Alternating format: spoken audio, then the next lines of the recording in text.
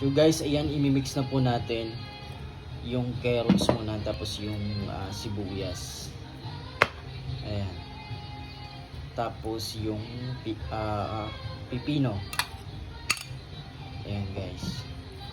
Madami na rin. So ginawa kasi namin, kalahati lang yung niluto namin kasi 1 kilo kasi yon.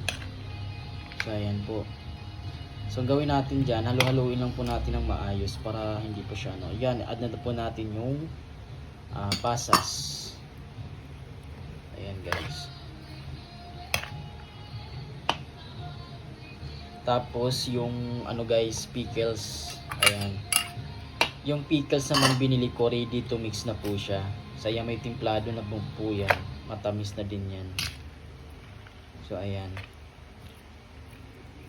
Tapos guys, ito isunod natin yung chicken. Ay, madami na rin pala siya, kahit kalahati lang. Gawa ng mga ingredients kasi natin, hindi tinitipid. Tapos yung crab stick. Ayan po. So masarap to kasi hindi tinitipid yung mga ingredients niya po talaga.